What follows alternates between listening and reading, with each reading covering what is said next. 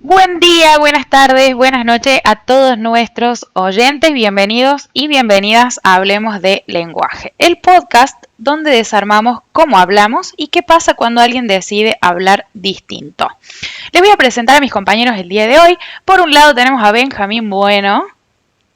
Hola Lourdes, ¿cómo estás? ¿Todo bien? ¿Cómo estás, Benja? Qué bueno escucharte de nuevo. Y por el otro lado tenemos a Rocco Britos. ¿Cómo estás, Rocco? Hola Lourdes, muy buenas tardes, ¿cómo les va?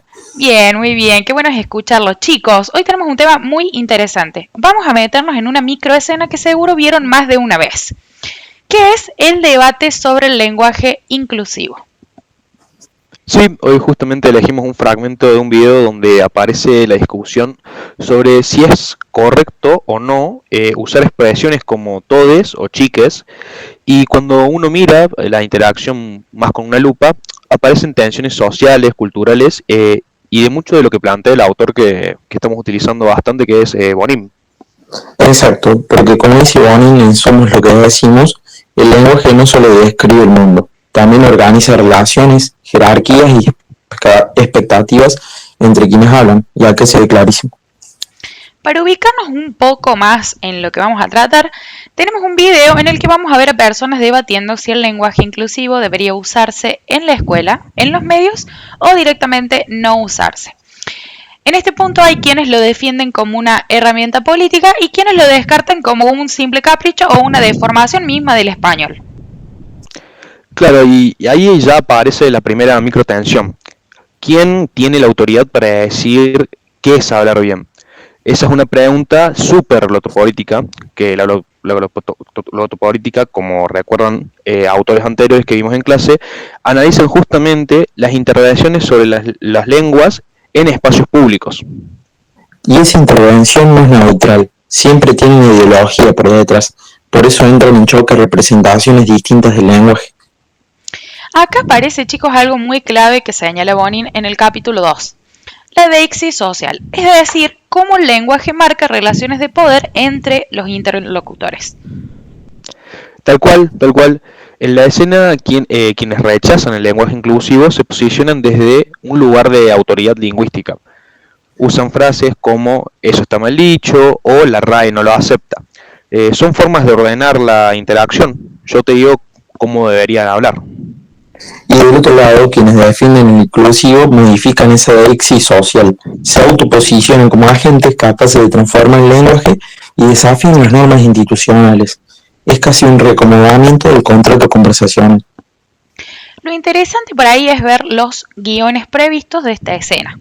Bonin dice que en cada interacción se espera, por supuesto, cierto comportamiento verbal. Claro. Y acá el guión esperado sería: una persona explica, otra escucha y la otra acata.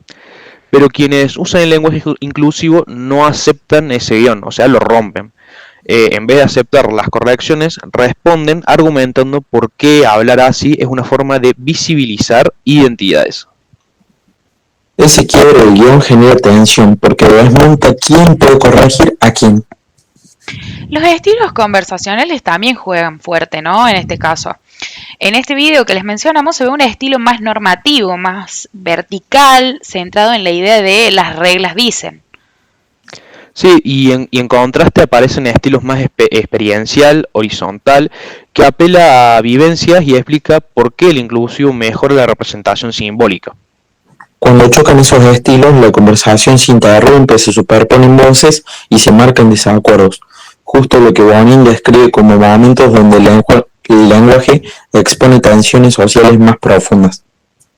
Todo esto dialoga muy bien con el artículo de Daniela Saig sobre la obsesión por hablar correcto. Sí, porque Saig muestra históricamente cómo siempre hubo resistencia cada vez que un grupo quiso legitimar un modo nuevo de hablar, o sea que no es solo el inclusivo, o sea, pasó con el voceo, con préstamos o con cambios que hoy vemos como normales. Y lo más importante que se señala es que hablar correcto no es una categoría inocente, es un mecanismo de control social. Y eso en la microescena se ve clarísimo. Bueno, chicos, hasta acá llegó este episodio de Hablemos del Lenguaje. Fue un placer compartir nuevamente con ustedes este podcast y los veo en el próximo capítulo, ¿no? Sí, exactamente, nos va a ver en el próximo capítulo. Esperemos que este análisis ayude a mirar a los oyentes estas discusiones con otros ojos o, en términos de audio, también hacerlo con otras orejas. Gracias por escucharnos. Este podcast fue realizado por Benjamín Bueno, Lourdes Sartore y Rocco Britos para Lingüística 2025. Nos encontramos en el próximo episodio.